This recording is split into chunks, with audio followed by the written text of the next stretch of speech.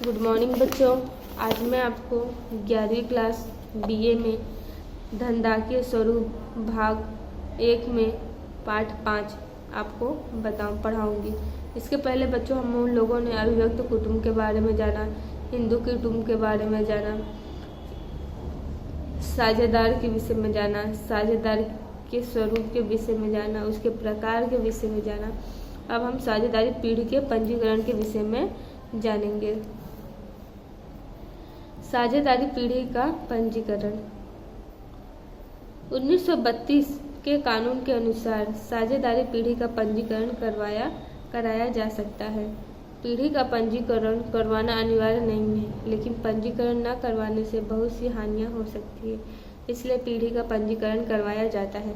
देखो, साझेदारी पीढ़ी में क्या है, पंजीकरण करवाना अनिवार्य नहीं है, लेकिन कल को अगर कोई नुकसान होता है या सामने वाला पार्टनर आपको धोखा देके चला जा रहा है तो उसकी रकम की वसूली करनी है आपको, तो किस तरह करोगे जब पंजीकरण नहीं करवाओगे। तो इसलिए पंजीकरण करवाना अनिवार्य होता है, अनिवार्य नहीं है लेकिन हमारे लिए हितकारी होता है। पीढ़ी जिस राज्य में स्थापित हो उस राज्य के रजिस्ट्रार राज्य के नियुक्त पंजीकरण अधिकारी हैं। देखो, पीढ़ी जिस राज्य में स्थापित मतलब ये साझेदारी जिस राज्य में आप कर रहे हो वहाँ के राज्य के अधिकारी से आप पंजीकरण करवाना बहुत जरूरी होता है। पंजीकरण करवाने के लिए नियत पत्रक में जरूर विवरण को भरना पड़ता है। देखो, पंजीकरण करवाने से पहले उस पत्रक में जो जो इन्फॉर्मेशन दी रहती है, जो जो सूचनाएं दी रहती है, उसको आपको भरना पड़ता है।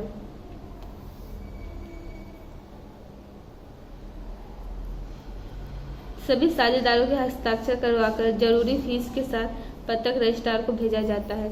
मान लो जैसे 4 लोगों के बीच में साझेदारी हुई है, तो चारों के नाम लिखना पड़ता है, चारों का पता लिखना पड़ता है, फिर चारों को उतना पैसा भरना पड़ता है। वो चारों को एक हिसाब से रकम भर के फिर उसका पंजीकरण यानी उसका रजिस्ट्रेशन करवाया जाता है।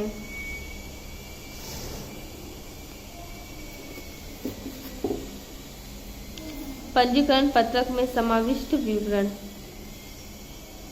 पहला है पीढ़ी का नाम एवं पता।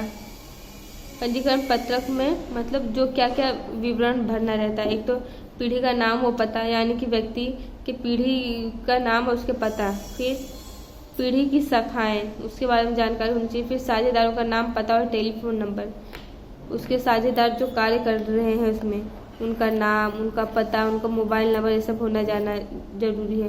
फिर प्रत्येक साझेदार की प्रवेश की तिथि यानी साझेदार किस दिन से कार्य करने के लिए प्रवेश कर रहा है वो तारीख की तिथि इसमें भरनी पड़ती है। फिर साझेदारों का लाभ और हानि का प्रमाण मतलब लाभ और हानि के प्रमाण को दर्शाया जाता है कि लाभ है तो चारों को बांट के मिलेगा, अगर हानि हुई तो चारों को अपनी निजी संपत्ति बेच के भरनी पड़ेगी। और छठवां है साझेदारी की पूंजी संबंधी विवरण मतलब साझेदारों में कितना रुपए का उसमें डिमांड किया गया, उतना उतना पैसा उनको भरना है, ये विवरण दर्शाना पड़ता है कितना कितना पैसा भरना है।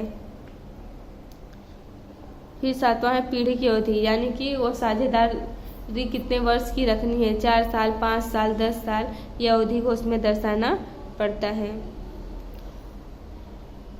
उपयुक्त विवरणों को ध्यान में रखकर रजिस्ट्रार पीढ़ी का पंजीकरण करता है। मतलब देखो, ये पंजीकरण पत्रक में जो विवरण दिए हैं इन सब के विवरण को पढ़कर और इसको विवरण जो दिए पढ़ने के बाद उसको भरकर फिर उसका पंजीकरण वो करवाता है।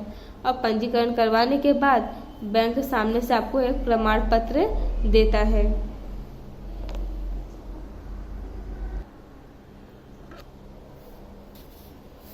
दूसरा है पीढ़ी के पंजीकरण के लाभ यानी कि जो साझेदारी पीढ़ी है उसका पंजीकरण करवाने के क्या क्या लाभ होते हैं। पहला है अपने लेनदार के संबंध में पीढ़ी त्राहित व्यक्ति के सामने दावा कर सकती है। मतलब जहाँ पीढ़ी अपना पैसा लगाई है, अगर वो परेशान है, उसको लाभ नहीं मिल रहा है, तो वो दावा करके वो उसको वसूली कर सकती है। दूसरा है पीढ़ी का कोई भी साझेदार दूसरे साझेदारों अथवा पीढ़ी के सामने दावा कर सकता है। मतलब एक साझेदार दूसरे साझेदार के सामने दावा कर सकता है, क्योंकि जितनी रकम साझेदारी में उसने भरी उतनी ही उस सामने वाले ने भी भरी है, इसलिए दोनों का समान हक उस पर होना चाहिए। साझेदार अपने अधिकारों तथा हिस्से के लिए अदालत में न्याय की मांग कर सकता है। मान लो साझेदारी में अगर व्यक्ति के साथ किसी के साथ अन्याय हो रहा है तो अदालत में जाकर वो अपील कर सकता है और अपने लिए न्याय मांग सकता है। कोर्ट उसका फिर इंसाफ भी करेगी क्योंकि उन लोगों का रजिस्ट्रेशन पहले से ही हुआ रहता है। निवृत्त होने वाला साझेदार सार्वजनिक जनता को नोटिस देकर अपनी जिम्मेदारी से मुक्त हो सकता है। अगर साझेदार उस साझेदारी पीढ़ी को छोड़कर जाना चाहे तो उसको पहले नोटिस देना पड़ता है और नोटिस देकर अपनी जिम्मेदारी से मुक्त होने का ऐसा नोटिस देना पड़ता है और ऐसा वो नोटिस देकर अपने जिम्मेदारी से वो मुक्त हो सकता है, यानी वो साझेदारी में से अलग हो सकता है।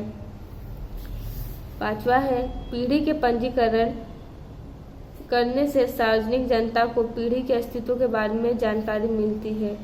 देखो, अगर पीढ़ी का पंजीकरण करवाते हैं तो सार्वजनिक जो जनता है उसको पीढ़ी के अस्तित्व यानी पीढ़ी के निजी चीज़ों के विषय में उसको पता चल जाता है। इसलिए पंजीकरण करवाना जरूरी, क्योंकि पंजीकरण करवाएंगे तो कैसे सबको पता चल जाता है कि हाँ ये साझेदारी एकदम व्यवस्थित रूप से हुई है।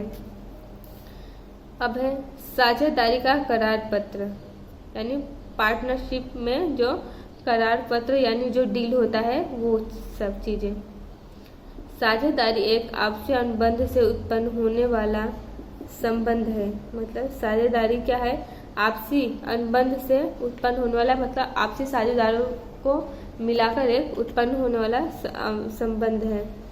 यह अनुबंध लिखित या मौखिक भी हो सकता है।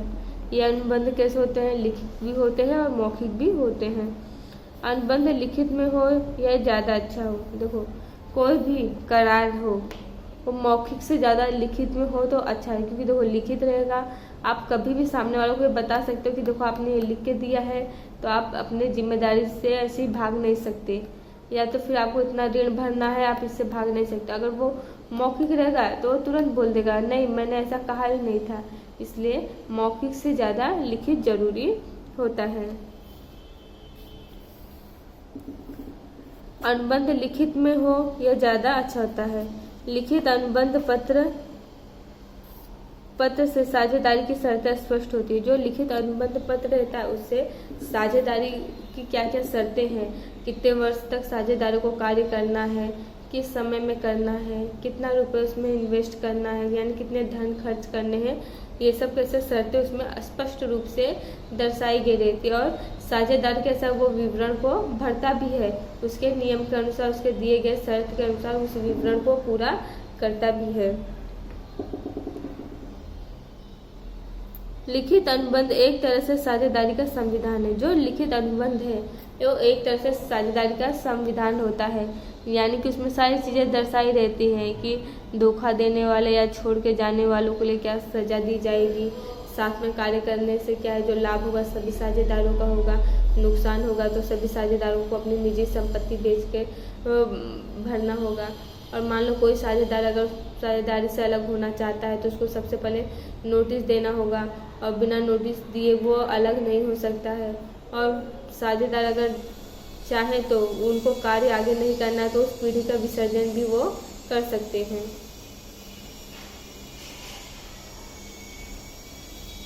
साझेदारी का अनुबंध कानूनी निष्णातों की मदद से तैयार करना चाहिए। देखो, साझेदारी का जो अनुबंध पत्र है वो निष्णात यानी किसको कहते हैं बच्चों?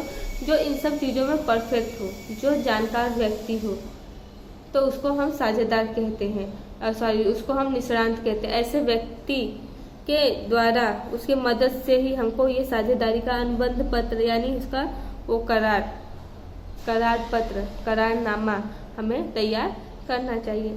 तो बच्चों अगले वीडियो में मैं आपको अनुबंध में समाविष्ट विवरण के बारे में समझाऊंगी। धन्यवाद।